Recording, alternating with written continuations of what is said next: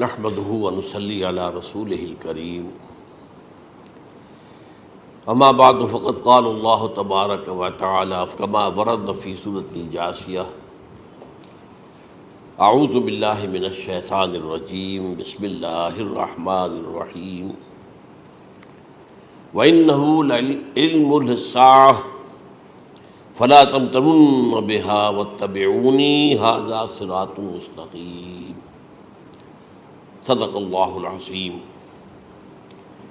رب اشرح لی صدری ویسر لی امری واحلل عقدۃ من لسانی یفقہوا قولی اللہم ربنا الہمنا رشدنا واعذنا من شرور انفسنا اللہم ارنا الحق حقا وارزقنا اتباعہ وارنا الباطل باطلا وارزقنا اجتنابہ آمین یا رب العالمین۔ قادیانیت سے متعلق ایک بحث کا آغاز ہو گیا تھا، کیونکہ ہمارے علم میں یہ آیا تھا کہ قادیانیوں نے خاص طور پر ماڈل ٹاؤن کو اپنا ایک مرکز اور اپنا اڈا بنانے کا فیصلہ کیا، اور اس کا ہمیں تجربہ بھی حاصل ہو گیا۔ کچھ نوجوان اہل سنت کے نوجوان میرے پاس آئے تھے اور انہوں نے میری توجہ اس طرح منعطف کرائی کہ یہاں پر یہ اپنی جمعے کی نماز کے لیے اوپن گراؤنڈ استعمال کر رہے ہیں اور اس میں لگا لیتے ہیں پارٹیشن وغیرہ، اور بڑی یوں سمجھیے کہ بڑی مہم کے ساتھ دونوں طرف کی سڑکیں بند کر کے، اور جو بھی لوگ مسافر ہیں انہیں بھی دعوت دیتے ہیں کہ آئیں یہاں جمعہ پڑھیں، اور بعض لوگ مغالطے میں وہاں جمعہ پڑھ لیتے ہیں۔ تو اس کے حوالے سے انہوں نے کوشش کی کہ کچھ نہ کچھ اس سلسلے میں، کیونکہ انہوں نے مجھے لا کر قانون دکھایا۔ پاکستان میں جو قانون نافذ ہے وہ یہ ہے، چاہے یہ کہ وہ نافذ نہیں ہے بالفعل، لیکن ہے، قانون کی کتاب میں تو موجود ہے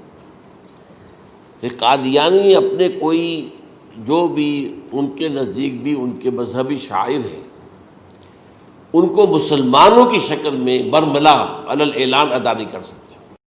کیونکہ وہ تو دھوکہ دہی بات ہو گئی کہ لوگ سمجھیں گے یہ مسلمان ہی ہیں۔ اب جب انہیں، آپ کو معلوم ہے کہ ہماری پوری جو مرکزی اسمبلی تھی، نیشنل اسمبلی، اس کے فیصلے کے تحت قرار دیا گیا بالاتفاق کہ قادیانی غیر مسلم ہے، دائرہ اسلام سے خارج ہے۔ یہ تو فیصلہ ہوا پارلیمنٹ کا اس بڑے پیمانے، بعد میں پھر ضیاء الحق صاحب کے زمانے میں یہ تو ہوا تھا، آپ کو معلوم ہے، بھٹو کے زمانے میں۔ تو ضیاء الحق صاحب کے زمانے میں اسی کی گویا کہ فردر سٹیپ کے طور پر یہ بات طے کی گئی اور قانون بنا دیا گیا کہ وہ اپنی مسجد کو مسجد نہیں کہہ سکتے اور مسجد کی صورت پر نہیں بنا سکتے کہ گزرنے والے کو یہ خیال ہو کہ یہ مسجد ہے۔ اسی طرح وہ اگر کوئی اسلامی شاعر کا ارتکاب کریں گے علی الاعلان تو بھی یہ قابل تعزیر ہے، جرم ہے۔ وہ اپنے کئی احاطوں کے اندر، اپنے گھروں کے اندر جو چاہیں کریں، لیکن کھلے میدان میں آ کر جو شاعر اسلامی بہرحال ان لوگوں نے سب کچھ اڈاپٹ تو کر رکھا ہے۔ سب سے بڑی بات تو وہ ہے کہ انہوں نے ایک جھوٹے نبی کا اقرار کیا ہے کہ وہ نبی ہے، اس نے ہمارے درمیان فصیل حائی کر دی ہے۔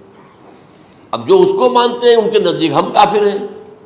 آپ کو معلوم ہے کہ یہ میں بیان کر چکا ہوں کہ حالانکہ قائد اعظم کا کتنا بڑا احسان تھا کہ چودھری ظفر اللہ خان کو انہوں نے فارن منسٹر بنایا پاکستان کا، لیکن جب ان کا انتقال ہوا ہے قائد اعظم کا تو اس کی جنازے کی نماز میں شریک نہیں ہوا، وہ شخص موجود رہا۔ جو دوسرے ممالک کے سفراء آئے ہوئے تھے، ظاہر بات ہے وہ مسلمان تو نہیں تھے، کوئی عیسائی تھے یا کوئی اور تھے، ہندو تھے، بدھ تھے، جو بھی تھے۔ اب چونکہ قائد اعظم کا انتقال تھا ایک مملکت کے صدر کا، تو وہ لوگ سبھی موجود تھے، لیکن ظاہر ہے کہ وہ نماز میں شریک نہیں ہوئے، وہ مسلمان تو نہیں تھے۔ ان کے ساتھ کھڑا رہا یہ شخص۔ اس نے یہ بات، اور جب اس سے پوچھا گیا کہ تم شریک کیوں نہیں ہو تو اس نے کہا دیکھو بھائی، مجھے یا تو مسلمان سلطنت کا کافر وزیر سمجھ لو یا کافر سلطنت کا مسلمان وزیر سمجھ لو۔ میرے نزدیک یہ کافر سلطنت ہے، میں اس کا مسلمان وزیر ہوں کیونکہ میں قادیانی ہوں۔ اب تمہارے نزدیک یہ اسلامی مملکت ہے تو میں کافر ہوں، پھر میں اس کی نماز کیسے پڑھوں؟ تو بہرحال ان چیزوں کی وجہ سے جو دھوکہ دینے والا معاملہ ہو گیا، ورنہ کوئی اور لوگ ہوں یہاں پہ، ہمیں ان سے تعارض نہیں ہے۔ عیسائی بھی ہیں، اپنی تبلیغ کرتے ہیں، کوئی خلاف ان کے رد عمل نہیں ہوتا، الا یہ کہ کہیں یہ واقعہ پیش آ جائے یا کوئی یعنی خام خواہ کو شوشہ کوئی شرارتی لوگ اٹھا دیں کہ انہوں نے قرآن کی یہ جو ہے بے حرمتی کی ہے، تو یہ تو پھر تحقیق سے معلوم ہو سکتا ہے کہ واقعہ کی تھی کہ نہیں کی تھی۔ لیکن ایک وقت میں جو اس پر تو ان کا احتجاج ہوتا ہے، لیکن یہ کہ ان کے جو ہے چرچ ہے ان کی ساری اور تبلیغ ان کی ہو رہی ہے اور بڑھ بھی رہی ہے تعداد ان کی، لیکن اس کے خلاف کوئی رد عمل تو ہمارے یہاں نہیں ہے۔ تو یہ ہے اصل میں وہ بات۔ تو اس پر جو گفتگو شروع ہوئی تھی میں آج اس کی تکمیل کرنے جا رہا ہوں۔ حضرت عیسیٰ علیہ السلام کی دوبارہ آمد کا تعلق ہے، اس کے ضمن میں قرآن مجید میں جو نص قطعی ہے وہ نص قطعی یہ ہے اِنَّهُ لَعِلْمٌ لِلسَّاعَةِ فَلَا تَمْتَرُنَّ بِهَا۔ حضرت عیسیٰ کا ذکر ہوا ہے سورہ جاسیہ میں، اور وہاں فرمایا گیا ہے کہ یہ عیسیٰ کا دوبارہ آنا قیامت کی علامت ہوگا، یعنی کہ اب قیامت بالکل قریب آ گئی ہے۔ اِنَّهُ لَعِلْمٌ لِلسَّاعَةِ، علم حاصل ہوگا ان کی دوبارہ آمد پر کہ اب قیامت جو ہے وہ سر پر آ گئی ہے۔ اچھا، اس کے ایک اور جو ہے ذرا بالواسطہ دلائل جو قرآن مجید میں آئے ہیں، ایک ان میں سے یہ ہے کہ سورہ آل عمران میں جہاں حضرت مریم کو بشارت دے رہا تھا فرشتہ کہ آپ کے ہاں ایک بیٹا ہوگا، وہ بڑی حیران تھی کہ میرے ہاں کیسے بیٹا ہو جائے گا، ماں کو تو بغیہ، میں تو کوئی بدکار عورت تو نہیں ہوں، نہ میری کوئی شادی ہوئی ہے ابھی۔ تو اس میں جو باتیں بیان کی تھی فرشتے نے، وہ جو بیٹا ہوگا اس کی کیا شان ہوگی، اس میں یہ الفاظ بھی آتے ہیں وَيُكَلِّمُ النَّاسَ فِي الْمَهْدِ وَكَهْلًا، وہ باتیں کرے گا، لوگوں سے گفتگو کرے گا جبکہ وہ پنگھوڑے میں ہوگا، بچہ ہوگا، گود میں ہوگا، اور کہل کے وقت، کہل کہتے ہیں جب آدمی عمر میں جو ہے 40-45 کا کسی بھی اوپر ہو جائے، آپ پہلے طفل کہتے ہیں پھر جوان کہتے ہیں، عربی زبان میں شاب کا لفظ آتا ہے، بہت جوان،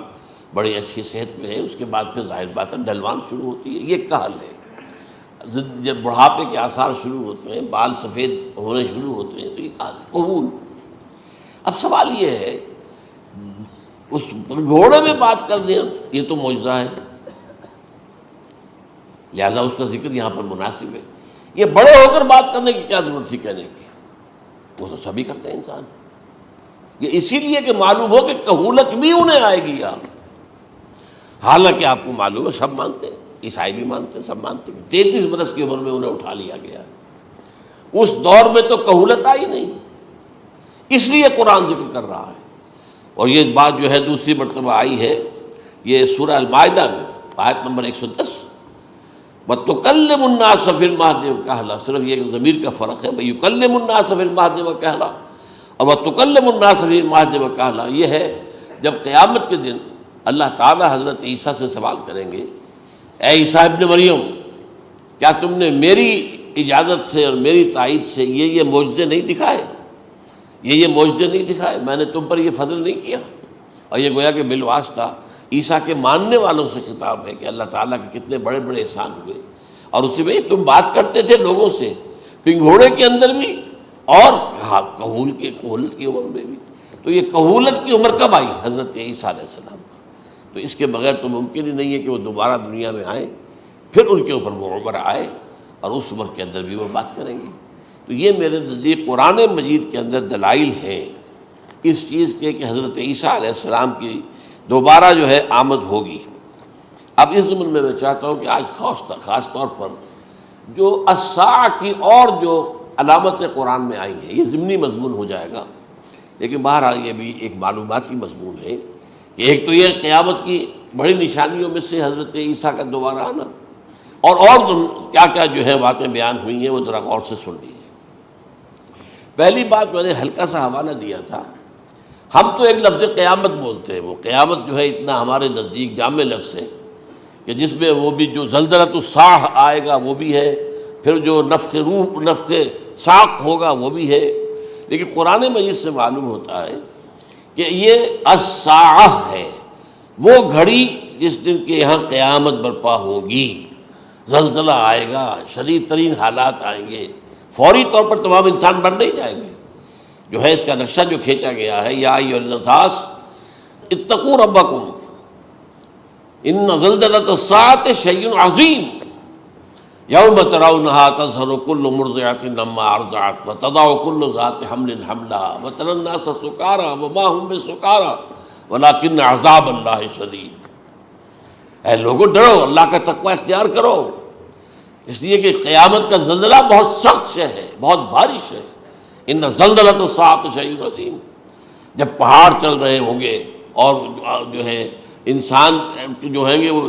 جس طرح پروانے ہوتے ہیں، پتنگے ہوتے ہیں، ایسے اڑ رہے ہوں گے انسان، اور اس میں یہ بھی حال ہوگا کہ لوگ جو ہے ہر جو دودھ پلانے والی ہے وہ اپنے بچے کو بھول جائے گی۔ ظاہر بات ہے کہ اپنی پڑی ہوئی ہے مصیبت، حالانکہ سب سے زیادہ محبوب ترین شے دنیا میں اس سے اونچی محبت نہیں ہو سکتی جو ماں کو اپنے دودھ پیتے بچے سے ہوتی ہے، انہیں بھول جائے۔ تذہب کل مرضعۃ عما ارضعت، اور تمہیں ایسا محسوس ہوگا کہ لوگ کسی نشے کی کیفیت میں ہیں، یعنی وہ بدحواش ہیں، بدحواس ہو گئے، لیکن یہ کہ وما هم بسکارى، اور وہ مدہوش نہیں ہوں گے، ولکن عذاب اللہ شدید۔ تو یہ ہے زلزلۃ الساعہ، وہ ایک خاص وقت جو ہے، ایک خاص گھڑی جس میں کہ یہ ہونا ہے۔ اس کے علاوہ قرآن مجید میں القارعہ، القارعہ والقارعہ وما ادراک ما القارعہ، یوم یکون الناس کالفراش المبثوث وتکون الجبال کالعہن المنفوش۔ اب یہ کیا ہے؟ یہ نقشہ قیامت، یہ الساعہ، القارعہ الساعہ۔ اسی کے ساتھ قرآن میں آتا ہے الواقعہ، اذا وقعت الواقعۃ لیس لوقعتها کاذبہ، تو یہ خافضۃ رافضہ، یہ الفاظ سورہ واقعہ میں ہے۔ اسی طریقے سے اور جو ہے الحاقہ، ما الحاقہ وما ادراک ما الحاقہ، یہ تمام جو الفاظ قرآن مجید میں آئے ہیں یہ آئے ہیں الساعہ کے لیے، قیامت کے لیے نہیں۔ قیامت میں بعد میں بتاؤں گا آپ کو۔ چنانچہ 3 نفخے ہیں جو قرآن سے ثابت، نفخ فی الصور، اور اس نفخ فی الصور کا یہ عالم ہوگا یوم ینفخ فی الصور ففزع من فی السماوات ومن فی الارض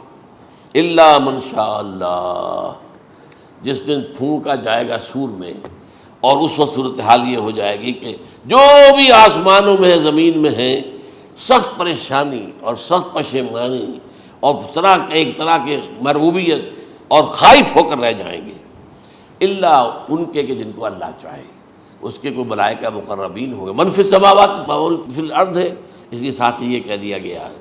لیکن یہ باقی پورے لوگوں کے اوپر، پوری مخلوقات کے اوپر ایک جو ہے گھبراہٹ کی کیفیت طاری ہو جائے گی۔ تو یہ ہے پہلا فضا۔ دوسرا فضا کیا ہے؟ فضا صعق، صعق کہتے ہیں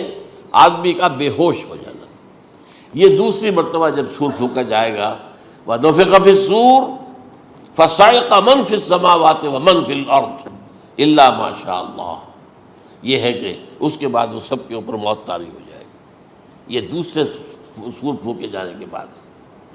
پھر ثُمَّ نُفِخَ فِيهِ أُخْرَى، پھر ایک مرتبہ اور پھونک ماری جائے گی، یہ تیسرا ہو رہا ہے۔ فَإِذَا هُمْ قِيَامٌ يَنظُرُونَ، تو اچانک سب کے سب کھڑے ہوں گے اللہ کی طرف دیکھتے ہوئے۔ اب یہ جو ہے یہ ہے یوم القیامہ، قام یقوم قیامتاً، کھڑا ہونا، کیونکہ اس دن یوم یقوم الناس لرب العالمین، جس دن کے تمام انسان جو ہے کھڑے ہو جائیں گے اپنے رب کے حضور میں، جس کا نقشہ کھینچا گیا ہے اذا دکت الارض دکا دکا وجاء ربک والملک صفا صفا۔ تو یہ سب کے سب انسان بھی جو ہے موجود ہوں گے، فرشتے صفے باندھے ہوئے ہوں گے، اور اللہ تعالیٰ جو ہے اپنے خاص عرش کے ساتھ، یحمل عرشہ ثمانیہ، 8 فرشتے اس عرش کو اٹھائے ہوئے ہوں گے، جبکہ یہ آسمان پھٹے گا اور اس روئے ارضی پر اللہ تعالیٰ کا نزول ہوگا۔ یہ جو ہے ہمارا یوم القیامہ یہاں ہے، یوم القیامہ ہی میں جو فیصلے ہونے یہاں ہونے، قصہ زمین برسر زمین، جو نیکیاں تم نے یہاں کمائی ہیں یا جو بدیاں تم نے یہاں جن کا ارتکاب کیا کا فیصلہ یہاں ہوگا۔ اس کے بعد واللہ عالم کچھ اور بھی چیزیں ہیں، لیکن یہ کہ وہ سب عام طور پر لوگوں کے علم میں نہیں ہے۔ میں نہیں چاہتا کہ خام خواہ کسی نئی بات سے کوئی جو ہے ذہنوں کے اندر کوئی ایک تشکیک پیدا ہو جائے، شبہات پیدا ہو جائیں، لیکن یہ چیزیں جو میں نے آپ سے عرض کی از قرآن ثابت ہے، اسی زمین پر اترنا ہے۔ وجاء ربک والملک صفا صفا، یہ سب کے سب آئیں گے، اور ملائکہ، اور اس کے علاوہ جو ہے دوسرے مقامات پر جس کا نقشہ کھینچا گیا ہے سورۃ الحاقہ ہی کے اندر ہے۔ اللہ کا عرش جو ہے 8 فرشتے اٹھائے ہوئے نیچے اتریں گے۔ تو یہ تمام چیزیں قرآن مجید میں مذکور ہیں، اور یوم القیامہ یہی ہوگا، لیکن وہ ہے یوم القیامہ، ہم قیامت کہتے ہیں اس کو، جس کو قرآن کہتا ہے الساعہ، الزلزلہ، الحاقہ، القارعہ، الواقعہ، یہ ہے در حقیقت جو پہلا معاملہ ہے کہ اس کے اندر جو ہے فضا ہو جائے۔ اب دیکھیے جو علامات قیامت احادیث میں آئی ہیں وہ میں آج آپ کو سنا رہا ہوں۔ ان کو دو حصوں میں تقسیم کیا جاتا ہے، علامات صغریٰ، علامات کبریٰ۔ چھوٹی نشانیاں جو درجہ بدرجہ درجہ بدرجہ درجہ بدرجہ حاضر سامنے آئیں گے۔ ایک ہے بالکل قیامت سے متصل قبل بڑے جو خرق عادت واقعات ہوں گے وہ آئیں گے۔ اچھا، پہلی چیز کے سلسلے میں حضرت انس رضی اللہ تعالیٰ عنہ سے یہ مروی ہے اور یہ حدیث متفق علیہ ہے۔ پہلی علامت حضور نے بیان کی قیامت کی علامات میں سے، اب میں لفظ قیامت اسی معنی میں بول رہا ہوں جس میں کہ ہم عام طور پر بولتے ہیں۔ آپ نے فرمایا علم اٹھا لیا جائے گا، جہالت کا دورہ ہوگا۔ اب یہ کون سا علم اٹھایا جائے گا؟ سائنس کا علم نہیں، دین کا علم۔ آج تو ساری قدر و قیمت جو ہے جس کے لیے دوڑتے ہیں لوگ، لاکھوں روپے کی فیسیں دے کر ایم بی اے ہو رہے ہیں، یہ جو ہے اکاؤنٹنسی کا پاس کر رہے ہیں، یہ سی اے کر لیا ہے، یہ کوئی اور جو ہے فزکس میں کہیں کیمسٹری میں ڈاکٹریٹ کر لی ہے، ڈاکٹر بن گیا تو کیا ہی کہہ رہے ہیں۔ اس لیے کہ بڑی چیز جو پاکستان سے ایکسپورٹ ہوتی ہے وہ ڈاکٹر ہیں۔ جو اتنے بڑے پیمانے پر جو کالج کھلے ہوئے، 3 لاکھ روپے ایک سال کی فیس، 5 لاکھ روپے ایک سال کی فیس، یہ کیوں لیتے ہیں اور کیوں لوگ دیتے ہیں؟ کہ موقع مل جاتا ہے ایم بی بی ایس کر کے۔ امریکہ کے اندر بھی ڈیمانڈ ہے، ان کے ہاں ڈاکٹر جو ہیں جتنے ہونے چاہیے نہیں ہے، لہذا اور بھی بہت سی جگہوں پر ڈیمانڈ ہے۔ تو جس چیز کی مارکیٹ میں ڈیمانڈ ہے وہ علم ہے۔ آج علم کمپیوٹر کا علم ہے یہ، حالانکہ ان میں سے کسی کے اوپر لفظ علم کا اطلاق میرے نزدیک غلط ہے، جہالت ہے۔ علم وہ ہے جو ذہن کو جلا دے، جو سوچ کو جلا دے، روشنی پیدا کرے، دماغی روشنی، وسعت دے، انسان کے فکر کو وسعت دے، اس کے ذہنی جو ہے جو افق ہے اس کو وسیع کرے۔ علم تو وہ ہے جو حقیقت کے کیا علم بھی اس سے عطا فرمائے۔ قرآن ہے، حدیث ہے، باقی اور چیزیں جو اس سلسلے میں آ سکتی ہیں وہ ہے کہ جو قرآن اور حدیث کی سمجھنے میں مومن ہوں اور زیادہ جو ہے اس کے تک فہم کو آسان کر دیں۔ لیکن یہ کہ فرمایا علم اٹھا لیا جائے گا، جہالت کو فروغ ہوگا۔ ظاہر بات ہے ایک ہی بات ہوئی ہے۔ دوسرے نمبر پہ یہ ہے کہ جہالت کو فروغ ہوگا۔ نمبر 3 زنا کثرت سے ہوگا۔ نمبر 4 شراب نوشی عام ہو جائے گی۔ نمبر 5 عورتوں کی تعداد بہت زیادہ ہو جائے گی، مردوں کی تعداد کم ہو جائے گی، یہاں تک کہ 50 عورتوں کا خیر خبر کرنے والا، کوئی نگرانی کرنے والا، وہ ایک مرد۔ اچھا، یہ تو ہے ایک حدیث جو میں نے آپ کو بیان کر دی، متفق علیہ، یہ بخاری اور مسلم دونوں میں ہے۔ دوسری حدیث بخاری کی ہے، اس کو حضرت ابو ہریرہ رضی اللہ تعالیٰ عنہ نے روایت فرمایا ہے، قیامت آئے گی جب امانت ضائع ہو جائے گی۔ آج ہمارے ہاں امانت کے ضائع ہونے کا جو نقشہ ہے شاید پوری دنیا میں کہیں اور نہیں۔ جس طرح کے غبن یہاں ہوتے ہیں، جس طرح کک بیکس جو ہیں وہ لیے جاتے ہیں، اس غریب یعنی قوم غریب ہے لیکن یہاں وہ امیر بہت بڑے بڑے لوگ ہیں، وہ تو دنیا بھر کے ٹاپ کے امیروں کے اندر ان کا شمار ہو جائے گا۔ لیکن یہ کہ یہ سب امیر کیسے بنے؟ غبن بلین آف ڈالرز کا، اب تو اس سے کم کی تو بات ہی نہیں ہوتی۔ فلاں نے اتنے بلین جو ہے پیسے اپنا جو ہے قرضہ معاف کرا لیا۔ بھائی کس نے کیا، کون کرتا ہے معاف؟ یہ کسی کے باپ کی جاگیر ہے؟ یہ پیسہ بینک کے اندر حکومت کا ہے کہ حکومت کو اختیار ہو کے وہ رائٹ آف کر دے ان کے جو ہے ان کی جائیدادیں کرو ضبط۔ لیکن ہوتا کیا ہے، بینک آفیسر بے ایمان ہے، وہ کہتا تھا 1 کروڑ کا قرضہ لے جاؤ، 10 لاکھ مجھے دے جاؤ، چاہے تم میرے پاس کوئی ڈاکومنٹ جو ہے ایسے نہیں دے سکتے، حالانکہ ہونا چاہیے کہ اتنا بڑا قرضہ لے رہے ہو تو ڈاکومنٹس یہاں پر ہمارے سامنے لاؤ کہ اگر تم نہ دے سکو تو ہم ان ڈاکومنٹس کے ذریعے سے تمہاری جائیداد، تمہاری کوئی جاگیر، تمہاری کوئی اور چیز اس کو قبضہ کریں۔ جب وہ وقت آتا ہے دیکھتے ہیں تو یہ ڈاکومنٹس ہی فیک ہیں۔ اللہ اللہ خرچ کیا کرے گا کوئی؟ بینک کا باپ بھی واپس نہیں لے سکتا۔ اور یہ سب کس کی بے ایمانی ہے؟ وہ جو بیٹھا ہوا بینک مینیجر سارا سودا اس کے مابین ہوتا ہے کہ 1 کروڑ ہے نا، 10 لاکھ مجھے دو، 90 تم لے جاؤ، باقی یہ کہ ٹھیک ہے میں تمہارے جو ڈاکومنٹس تم پیش کر رہے اس میں کوئی اعتراض نہیں کرتا، بس جاؤ۔ اور نمبر 2، حکومت نااہلوں کے سپرد ہو جائے گی۔ یہ ہے امام بخاری کی روایت کردہ روایت جو حضرت ابو ہریرہ سے۔ مسلم شریف میں ابو ہریرہ رضی اللہ تعالیٰ عنہ سے ایک اور روایت ہے، مال عام ہو جائے گا یہاں تک کہ زکوٰۃ قبول کرنے والا کوئی نہ ہوگا۔ یہ بات وہ ہے جو آج سعودی عرب اور UAE کے اندر آپ کثرت سے دیکھ سکتے ہیں۔ دولت جو ہے وہ ریل پیل، ابھی تھوڑا سا آیا ہے معاملہ خاص طور پر دبئی میں، کیونکہ وہاں بہت زیادہ کنسٹرکشن ہو رہی تھی، تو پوری دنیا میں آپ کو معلوم ہے کہ جو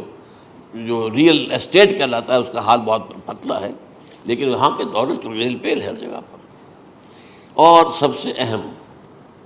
متفق علیہ روایت، متفق علیہ کیا، وہ تو حضرت عمر سے بھی مروی ہے، ابن عمر سے بھی مروی ہے، ابن عباس سے بھی مروی ہے، ابو ہریرہ سے بھی مروی ہے، عبداللہ ابن مسعود سے بھی مروی ہے رضی اللہ تعالیٰ عنہ اجمعین۔ اور یہ وہ حدیث ہے جسے کہا جائے حدیث جبرائیل، جسے ام السنہ بھی کہا گیا۔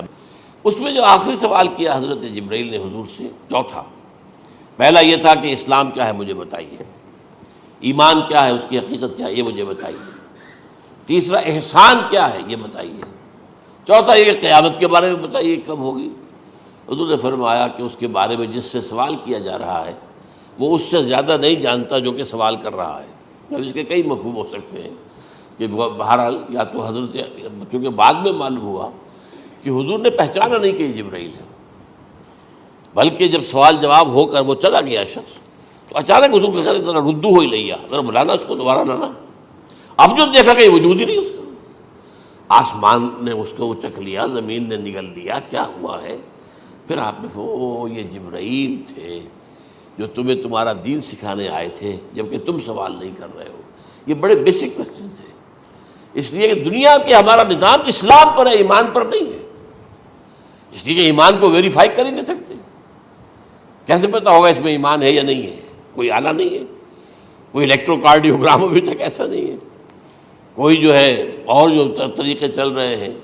وہ تو ان کے ذریعے سے یہ تو نہیں معلوم ہو سکتا ایمان ہے کہ نہیں۔ لہذا یہاں کا سارا نظام اسلام پر ہے، شہادت اللہ الہ الا اللہ وان محمد رسول اللہ، پھر ایک نظام بنا دیا، وہ اقام الصلاۃ و ایتاء الزکوٰۃ و صوم رمضان و حج البیت۔ اس میں بھی یہ ہے کہ اگر کوئی نماز کو نہیں مانتا تو کافر ہوگا، لیکن نماز پڑھتا نہیں ہے تو کافر نہیں ہے، فاسق ہے، فاجر ہے، گناہ گار ہے، کمزور مسلمان ہے۔ اس طرح زکوٰۃ کا منکر ہو جائے گا تو وہ کافر ہوگا، لیکن زکوٰۃ دے نہیں رہا ہے تو یہ گویا کہ گناہ گاری ہے، کمزوری ہے۔ تو اس حوالے سے نوٹ کر دیجئے کہ یہاں کا دنیا کا سارا اسلامی نظام اور سارا کانسٹیٹیوشنل اور لیگل سسٹم جو ہے اسلام کا، وہ اقرار باللسان پر ہے، ایمان ہے وہ کہ جس کی بنیاد پر وہاں فیصلے ہوں گے۔ یہاں کوئی شخص مسلمانوں کا بڑا لیڈر ہے، بڑا علامہ ہے، بڑی اس کی قدر و منزلت ہے، اس کے ہاتھ چومے جا رہے ہیں، پاؤں چومے جا رہے ہیں، ہو سکتا ہے وہاں کہا جائے دفع ہو جاؤ، تمہارے دل میں ایمان نہیں تھا، تم نے یہ سب کچھ کیا تھا اس لیے کہ کہا جائے کہ بڑے عالم ہو، اور یہ کہا جا چکا، فقط قیل، اب یہاں کچھ نہیں ہے تمہارے پاس۔ پھر فرشتوں کو حکم ہوگا کہ اس کو گھسیٹتے ہوئے جہنم میں ڈال دیں۔ 3 باتیں بیان کی آپ نے، یہی حشر اس کا ہوگا مالدار کا، اللہ پوچھے گا میں نے تمہیں بہت مال دیا، تم نے کیا کیا؟ وہ کچھ گنوانا شروع کرے گا، اللہ فرمائے گا جھوٹ بول رہا، قذبت، تم نے یہ خیرات و صدقات اس لیے کیے تھے کہ تمہاری سخاوت کے ڈنکے بج جائے، تعریفیں کی جائے، وہ کی جا چکی ہے، دنیا میں ڈنکا بج گیا، یہاں کچھ نہیں ہوا، وہ نیت دل میں کچھ اور تھی تمہارے۔ میں لیس البر ان تولوا وجوہکم والا قرآن مجید کا سبق ہمارا منتخب نصاب کا نمبر 2 بڑی تفصیل سے بیان کیا۔ یہی معاملہ ہوگا اس عالم کا، اللہ فرمائے گا میں نے تمہیں علم دیا، تم نہیں، وہ کہے گا میں نے علم پھیلایا لوگوں میں ہدایت کی، جھوٹ بول رہے ہو، تم نے تو صرف اس لیے کیا تھا، تمہاری نیت یہ تھی کہ بڑا عالم شخص ہے، بڑا فاضل شخص ہے، تو یہ سب کہا جا چکا۔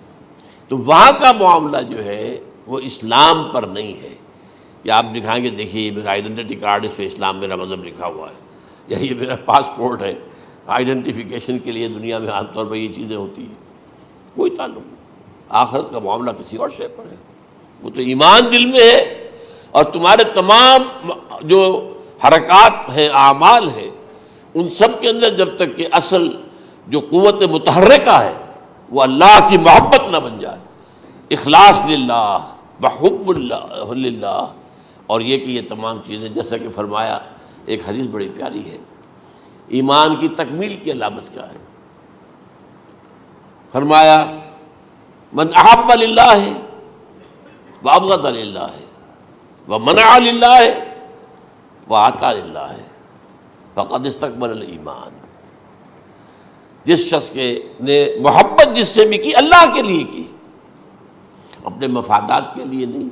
رشتہ داری کی بنیاد پر نہیں، محبت اوپر ہو جائے، رشتہ دار کا حق ہے دو، بیوی کے حقوق ہیں دو، لیکن محبت یہ اللہ کے لیے ہو کہ فلاں شخص سے مجھے محبت اللہ کے لیے، اور اگر نفرت رکھی تو اللہ کی وجہ سے رکھی، اس لیے رکھی کہ وہ اللہ کے دین سے دور ہے، وہ اللہ کے راستے پر نہیں آ رہا ہے، وہ فسق و فجور کی جو ہے زندگی کو آ رہا ہے۔ اس میں بھی یہ ہے کہ یہ نہیں ہے تعلق قطع کر لو، تعلق قطع کرو گے تو تبلیغ اور اصلاح کا موقع کہاں رہے گا، لیکن دلی محبت نہیں ہوگی اس میں۔ تو اگر محبت ہے تو اللہ کے لیے، اور نفرت ہے تو اللہ کے لیے، اور کسی کو کچھ دیا ہے تو اس لیے کہ اللہ کا حکم ہے کہ دوں، اور کسی سے کچھ روکا ہے تو اس لیے کہ اللہ کا حکم ہے کہ روکوں، اس کو نہیں دینا ہے۔ فقد استکمل الایمان، تو اس شخص نے ایمان کی تکمیل کر لی۔ یہ ہے اصل جو ڈیسائیڈنگ فیکٹر ہے، وہ یہ ہے۔ اور اس ایمان کی پہلی علامت کیا ہے؟ کیسے معلوم ہو میرے اندر ایمان ہے؟ پہلی علامت سب سے کم تر درجے کا ایمان، اس میں فرمایا گیا اذا اساءت کا سیئۃ وحسنت کا حسنۃ فانت مومن، اگر کوئی اچھا کام کر کے خوشی ہو اور کوئی برا کام ہو جائے تو ملامت ہو، یہ کیا کر بیٹھا، یہ میں نے کیا کیا ہے، یہ مجھے نہیں کرنا چاہیے تھا، یہ اگر احساس ہے نیکی اور بدی کا تو تمہارے اندر ایمان ہے۔ یہ ایمان ہے ادنیٰ درجے کا، اور وہ ایمان من احب للہ ہے وابغض للہ ہے واعطى للہ ہے ومنع للہ ہے فقد استکمل الایمان۔ اچھا، یہ جو متفق علیہ حدیث ہے جو حضرت جبرائیل کی ہے، اس میں پھر انہوں نے کہا کہ اچھا اگر آپ مجھے یہ کب ہوگی قیامت نہیں بتا سکتے تو اس کی کچھ علامتیں بتائیے۔ یہ بڑی عظیم تھا، کیونکہ یہ تو تمام احادیث کے اندر میں نے عرض کیا نا کہ سب سے زیادہ صحابہ سے منقول ہے، اور آپ نے فرمایا کہ جب لونڈی اپنی مالکہ کو جنے گی اور تم دیکھو گے کہ ننگے بدن ننگے پیر بھوکے ننگے بھیڑوں اور بکریوں کو چرانے والے اونچی سے اونچی عمارتیں بنانے میں ایک دوسرے کا مقابلہ کریں گے۔ اذا تلد الامۃ ربتہا، کیا بانی ہے؟ یہ خاص الفاظ کیوں کہے گئے؟ اولاد والدین کے سامنے دب کر رہتی تھی، کبھی سینہ تان کر بات نہیں کرتے تھے، ٹھیک ہے کوئی بات آپ مان نہیں سکتے، ابا جان یہ بات تو میں نہیں کر سکتا، یا فرض کیجئے کہ وہ آپ کو کسی نیکی سے روک رہے ہیں، کہ دینی کام سے روک رہے ہیں، ابا جان یہ تو میں نہیں کروں گا، یہ تو دین کا فرض ہے، یہ کہیں آپ، اور ڈٹ کر کہیں اور جمیں اس پر، لیکن یہ کہ کوئی سرکشی کا انداز نہ ہو، ایسا نہ ہو کہ اپنے جناب سینے کو تان کر کے کھڑے ہو جائے، میں نہیں کروں گا، یہ نہیں، یہ غلط ہو جائے۔ اچھا، اولاد میں بیٹی جو ہوتی تھی وہ زیادہ سبارڈینیٹ، سبمسیو، بات ماننے والی، کہیں بھی سر اونچا نہ کرنے والی، اور آخری دور میں کیا ہوگا، بیٹیوں سے مائیں ڈریں گی، انہیں ٹوک نہیں سکتی کسی بات پر، پتہ نہیں کیا بک دے گی، کیا بکواس کر دے۔ یہ تو ہمارے ہاں ہو گیا ہے، باہر کیا ہے وہ تو آپ یہ بھی نہیں پوچھ سکتے۔ آپ کی 13 برس کی لڑکی آئی ہے رات کو 1 بجے، نہیں پوچھ سکتے کہاں رہی ہو، یہ رات کہاں گزاری، پوچھ ہی نہیں سکتے۔ یہ پوچھنا بھی جرم ہے۔ اپنے چھوٹے بچے کو آپ نے ایک تھپڑ مار دیا، تہذیب ہے، سکھانا ہے، غلط کام کیا ہے، اس کی سرزنش ہو رہی ہے، فوراً وہ اگر ایک فون کر دے گا پولیس آئے گی، بچے کو لے جائے گی، اسے لا کر کہیں اور جو ہے ڈپازٹ کرے گی، اور آپ پر مقدمہ چلے گا، آپ کو اس کی سزا بھگتنی ہوگی۔ ظاہر بات ہے کہ پھر وہاں سرکشی کا کیا عالم ہوگا، پھر اولاد کہاں سر جھکائے گی، کس درجے میں جھکائے گی، اس کی تربیت عثمانی ہوئی نہیں۔ تو ان تلد الامۃ ربتہا، گویا کہ بیٹی کے نزدیک ماں جو ہے وہ ایسی ہو جائے گی جیسے لونڈی، گویا کہ لونڈی نے ایک اپنی مالکہ کو جنم دیا ہے، بیٹی مالکہ بن جائے گی اور ماں جو ہے لونڈی بن جائے گی، اور دولت کی ریل پیل کا ابھرتا دکان، یہ جو بھوکے ننگے اور مفلس، کیا حال تھا 100 برس پہلے، انہیں کھانے کو کچھ نہیں ملتا تھا۔ یہ مشرقی ساحل پر تھے، یہ سوائے یہ کہ مچھلیاں پکڑ لی، اللہ خیر اللہ وہ کھا لی، یا کہیں ان کو بیچ دیا، کوئی بنڈی لگ گئی، بنڈی لگ جاتی تھی وہاں، اور کیا تھا۔ اور مغربی ساحل پہ کیا ہوتا تھا، ساری ان کی معیشت حج کے گرد گھومتی تھی، حاجی آئے ہیں، خریداریاں کر رہے ہیں، اور آپ کو معلوم ہے پوری دنیا سے مال پہلے بھی پہنچتا تھا وہاں، آپ کو جو ہے ہر ملک کے ہر کونے کا پھل وہاں مل جائے گا آج بھی۔ اور وہاں پر یہ ہے کہ سب سے بڑی بدوؤں کے لیے سب سے بڑی بات کیا تھی، قربانی کا گوشت، اسے وہ سکھاتے تھے، سخت چمڑے کر کے کھاتے تھے، یہ ان کا حل تھا۔ آج جا کر دیکھیے نئے شہر بن رہے ہیں، امریکنز کو کانٹریکٹ دیے جا رہے ہیں، بالکل ماڈرن شہر بنا دو، ایک ایبسلیوٹلی ماڈرن شہر جو ہے وہ جو مشرقی ساحل کے اوپر جو پہلے سے آرام کو سٹی ہے، امریکن سٹی ہو، اس کے اندر کوئی سعودی بھی داخل نہیں ہو سکتا سوائے جس کے پاس اس سٹی کی طرف سے لائسنس نہ ہو، اور اس کی چار دیواری کے اندر، چار دیواری کیا فصیل کے اندر کہی ہے، جو چاہو کرو، کوئی تم پر پابندی نہیں، ننگے نہاؤ، تالاب ہے نہا رہے، ننگی عورتیں ننگی مردیں نہا رہے، کوئی پوچھنے والا نہیں۔ اب اسی قسم کا ایک سٹی آباد ہونا جا رہا ہے مغربی ساحل پر، جدہ اور ینبوع کے درمیان، اور اس میں اصل میں جتنی بھی دولت ہے جو پیٹرول کی ہے وہ وہیں پر رکھ لی جاتی ہے امریکہ کے اندر، تاکہ امریکہ جو ہے ایسے ایسے پروجیکٹ بنا کر جب تمہیں دے گا تو اس میں سے پیسے لے گا، وہ نہیں ملتی ان کو واپس۔ بہرحال یہ تو ایک میں نے ایک جگہ آپ سے ذکر بھی کیا تھا، دی کنفیشنز آف این اکنامک ہٹ مین، وہ کنفیشنز کی بات جو ہے اگر آپ میں سے کسی کو دلچسپی ہو تو اسے پڑھیں، کہ کس طریقے سے 1973 کے آئل امبارگو کے بعد جو شاہ فیصل شہید کے زمانے میں ہوا تھا، پھر جس طریقے سے امریکہ نے ان تمام ممالک کو جکڑ لیا ہے، اس کا پورا جو پروسیس کیا تھا وہ سامنے آتا ہے۔ بہرحال اس کے بعد آتا ہے علامات کبریٰ کا ذکر، بڑی علامتیں جو کہ بالکل خرق عادت کے انداز میں ہوگی، جن کا معاملہ جو ہے وہ آپ کے ناپ تول میں نہیں آ سکتا، آپ کی کیمسٹری فزکس اس کا جو ہے وہ نہیں کر سکتی، ادراک ہوگا یہ قیامت کی۔ ان میں نمبر 1 کیا ہے، ایک بہت بڑا دھواں آئے گا، پوری دنیا کو لپیٹے گا۔ نمبر 2 دجال کا ظہور ہوگا، جو اپنی خدائی کا دعویٰ لے کر آئے گا اور بنوائے گا، اس کے ہاتھ میں ہو جائیں گے، قبضے میں ہو جائیں گے سارے ذرائع پیداوار کے، اس کی طرف بھی پہلا قدم اٹھ چکا ہو، ٹرپس کے نام سے معاہدہ ہو چکا ہے، کوئی ملک اپنا بیج پیدا نہیں کر سکتا ہو، یہ بیج ہم نے ڈیولپ کیے ہیں، ان کے ڈیولپمنٹ سے پہلے تم ایک ایکڑ سے کتنی گندم لیتے تھے، آج کتنی لے رہے ہو، کس بنا پر؟ جینیٹکس کا جو کام ہم نے کیا ہے اس کی بنا پر ہو رہا، ہاں تو ہمارا حق ہے، اس کی رائلٹی ہمارے پاس آنی چاہیے، لہذا صرف ان اداروں سے ملٹی نیشنل سے خریدا جائے گا بیج، اور بیج بھی وہ دیں گے وہ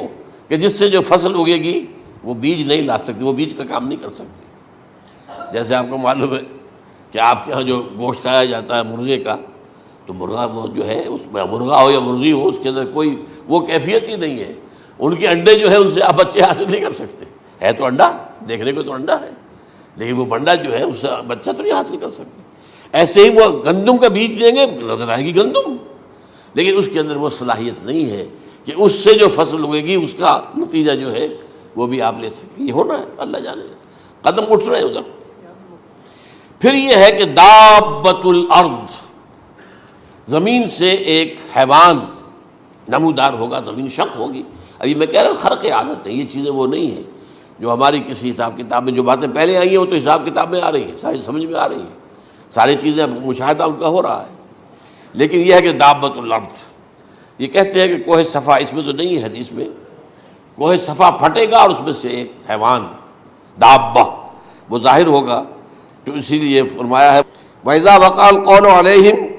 أَخْرَجْنَا لَهُمْ دَابَّةً مِّنَ الْأَرْضِ تُكَلِّمُهُمْ، تو ہم اندر سے پیٹ کے چیر کر زمین کے پیٹ کو ایک حیوان کو برآمد کریں گے جو انسانوں سے بات کرے گا، گفتگو کرے گا۔ نمبر 4 طلوع الشمس من المغرب، یہ بھی خرق عادت، سورج تو طلوع ہوتا ہے مشرق سے، غروب ہوتا ہے مغرب میں، لیکن اس وقت معاملہ الٹا ہو جائے، یعنی جو کائنات کے اندر جو گڑبڑ ہوگی کچھ سمجھ میں بات آتی ہے کہ یہ معاملہ جو ہے، یہ تو اس پورے سولر سسٹم کو اگر بدل دیتے ہیں تو مشرق مغرب ہو جانا، مغرب مشرق ہو جانا، یہ سمجھ میں آنے والی بات ہے۔ اس کے بعد ہے عیسیٰ ابن مریم کا نزول، جس کے بارے میں آج میں نے گفتگو کی ہے تفصیل سے۔ یہ نزول ہونا ہے، یہ علامات قیامت میں سے حضور نے بیان فرمایا ہے، اور قرآن مجید کی جو اصطلاحات ہیں اس کے حوالے سے میں نص قطعی جو ہے وہ میں آپ کے سامنے رکھ چکا ہوں۔ پھر یاجوج ماجوج کا ایک معاملہ ہے، یہ میں ابھی اس وقت زیادہ اس پر بات نہیں کر سکتا۔ حضرت عیسیٰ علیہ السلام کے نزول کے بعد 2 کام ہوں گے، یہودیوں کا قلع قمع ختم، تمام یہود، ایک کام تو یہ ہونا ہے، اور نمبر 2 عیسائیت کا ختم ہو جانا، عیسائیت کی نفی کر دیں گے، بھائی تم مجھے خدا کا بیٹا بنائے بیٹھے ہو، میں تم خدا کا بیٹا نہیں ہوں، میں تو اس کا بندہ ہوں، رسول ہوں، میں نے تم سے کب کہا تھا کہ مجھے خدا کا بیٹا بناؤ۔ نمبر 2 یہ کہ وہ خنزیر کو قتل کر دیں گے، یعنی یہ تم نے خنزیر کب سے کھانا شروع کر دیا، میں تو تم کو نکاح اجازت دے کر گیا تھا،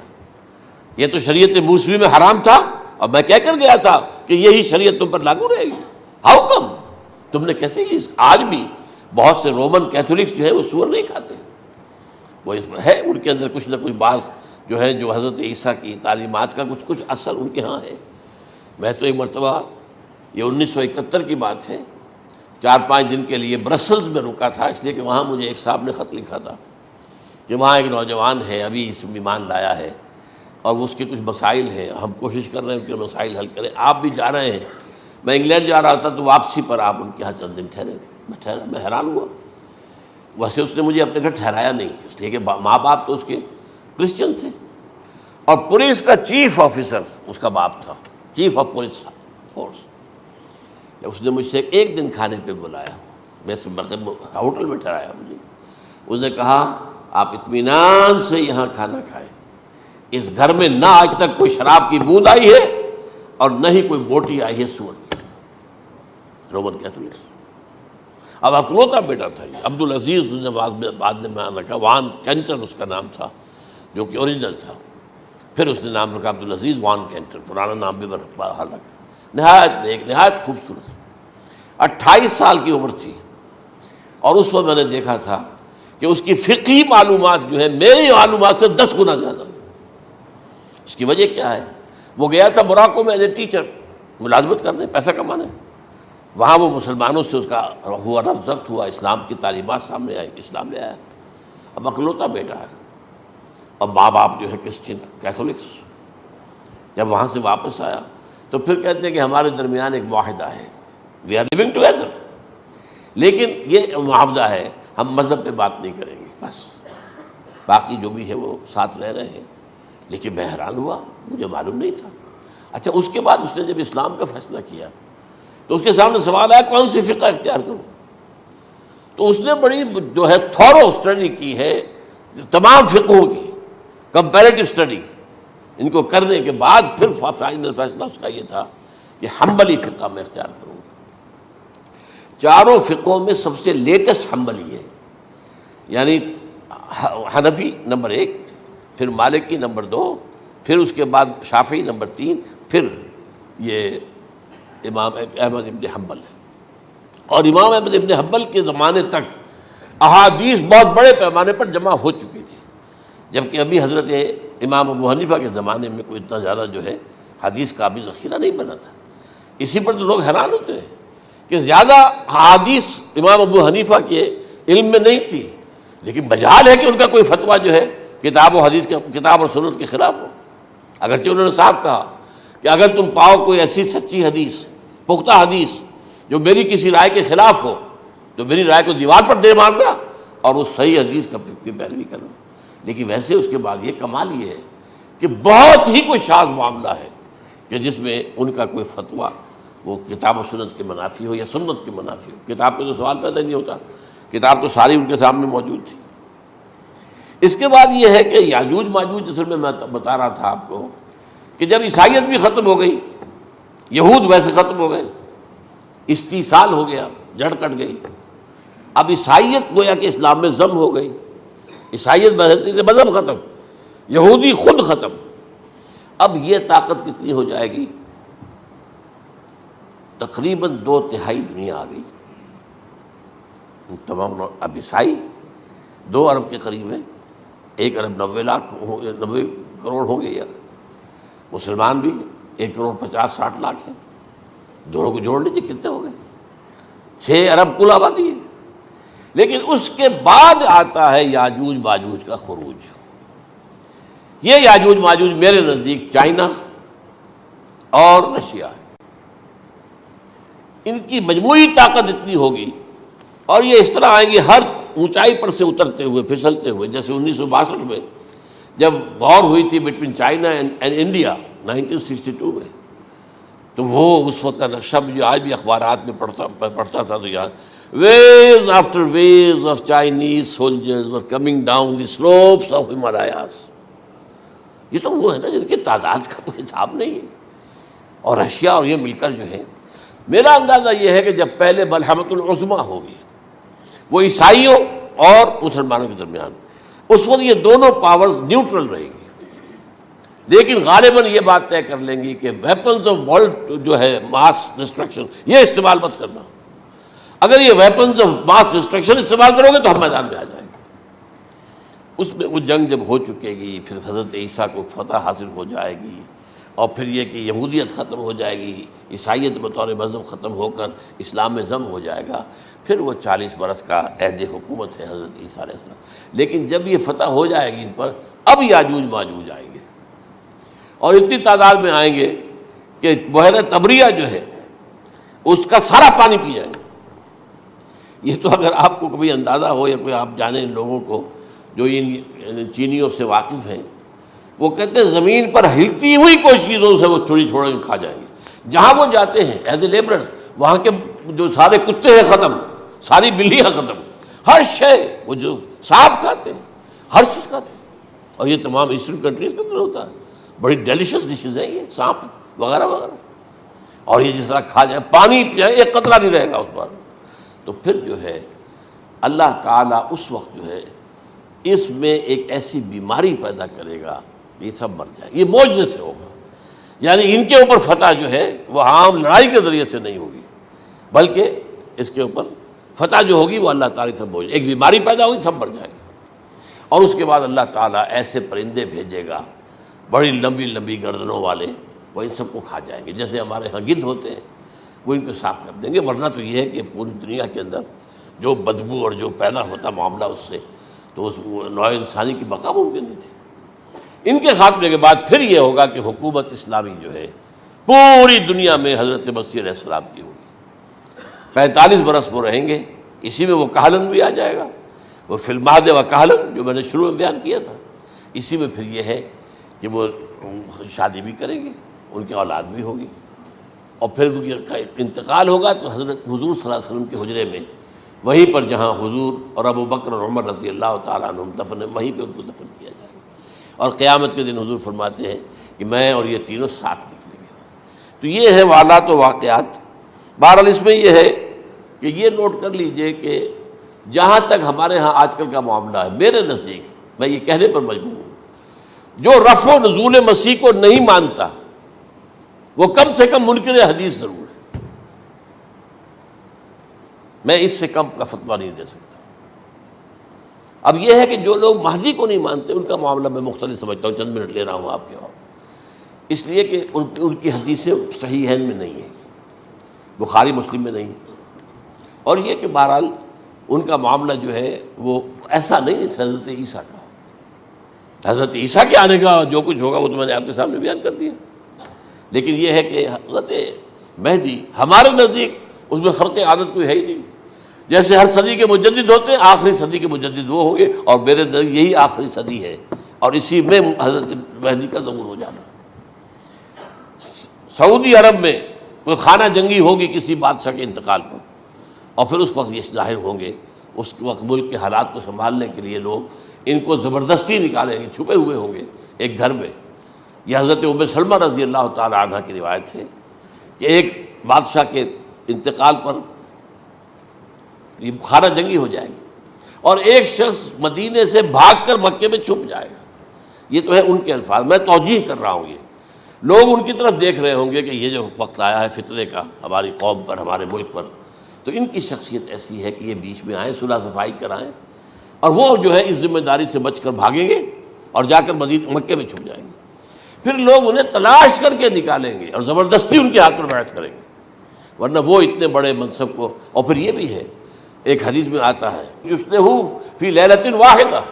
ایک رات میں ان کی مکمل اصلاح کر دیں گے. یعنی اگر کوئی تھوڑا بہت نقص اور عیب کوئی ہوا بھی، کوئی کمی کوتاہی ہوئی بھی، تو اللہ تعالیٰ ایک رات میں اصلاح کروا دیں. لیکن ہمارے نزدیک اس قدر کوئی خرق عادت ہے ہی نہیں. البتہ جو کہتے ہیں اہل تشیع، وہ خرق عادت ہے کہ ان کے 12ویں امام جو ہے وہ بچپن ہی کے اندر اس خوف سے کہ جو بنو عباس بادشاہ ہیں وہ ان کو قتل کر دیں گے، تو وہ ایک غار میں چھپا دیے گئے. اب وہ 1200 برس سے اس غار کے اندر چھپے ہوئے، اور اس کے بعد وہ ظاہر ہوگی، وہ امام مہدی ہوں گے. اس میں خرق عادت ہے. لیکن میں یہ کہتا ہوں کہ محض خرق عادت کی بنیاد پر ہم اس کی نفی نہیں کریں گے. کیوں؟ کیا ہم یہ نہیں مانتے کہ اصحاب کہف 300 برس تک سوئے رہے؟ یہ کیا عام بات ہے؟ حضرت عزیر علیہ السلام، اللہ نے انہیں موت دی، موت، اور 100 برس کے بعد زندہ کر کے اٹھا لیا. تو خرق عادت حضرت عیسیٰ کو ہم اتنا بڑا خرق عادت مانتے ہیں کہ اٹھا کر آسمان پر، تیسرے آسمان کے اوپر ہیں، موجود ہیں، اب بھی ہیں. شب معراج میں تیسرے آسمان پر حضور کی ملاقات ان سے ہوئی. تو یہ خرق عادت کی بنیاد پر نفی نہیں ہم کرتے. ہو سکتا ہے، لیکن یہ کہ اس کے لیے ہمارے پاس کوئی دلیل نہیں، کوئی احادیث نہیں، کچھ نہیں، اس لیے ہم اس کو نہیں مانتے. البتہ خود وجود جو ہے حضرت مہدی کا، وہ کوئی عجیب بات نہیں ہے. وہ تو جیسے پہلے بھی آئے ہیں ہمارے مجددین، ایسے مجدد ہوں گے اور دین کو تازہ کر دیں گے. ایک صحیح اسلامی ریاست جو ہے وہ عرب میں قائم ہو جائے گی دوبارہ. حضور نے فرمایا وہ عدل اور انصاف سے عرب کو اسی طرح بھر دے گا جیسے کہ وہ اس سے پہلے ظلم اور جور اور زیادتیوں کے سے بھری ہوئی ہوگی. تو یہ کام ہوگا، یہ تو مجدد کا کام ہوتا ہی ہے اس حوالے سے. لیکن بہرحال میں نے پھر بھی کہا کہ اگر احادیث کی کمزوری کی وجہ سے کہ صحیح عین میں نہیں ہے، اگر کوئی شخص انکار کرے تو مجھے کوئی اعتراض نہیں ہے، ٹھیک ہے. لیکن جو حضرت عیسیٰ کے نفع سماوی اور حضرت عیسیٰ کے نزول کا انکار کرتا ہے، وہ کم سے کم، میں انہیں اور آگے کوئی فتویٰ نہیں دیتا کہ وہ کافر ہو گئے یا یہ ہو گئے یا وہ ہو گئے، لیکن منکر حدیث کے لائن میں تو وہ لازمت کھڑے ہو گئے، کیونکہ اتنی واضح اور پکی حدیثیں ہیں حضرت مسیح کے نزول کی، اور علامات قیامت میں جس طرح ان کا ذکر آتا ہے کہ اس سے انکار جو ہے وہ جب تک آپ پوری حدیث کے ذخیرے کا انکار نہ کریں اس وقت تک ممکن نہیں ہے.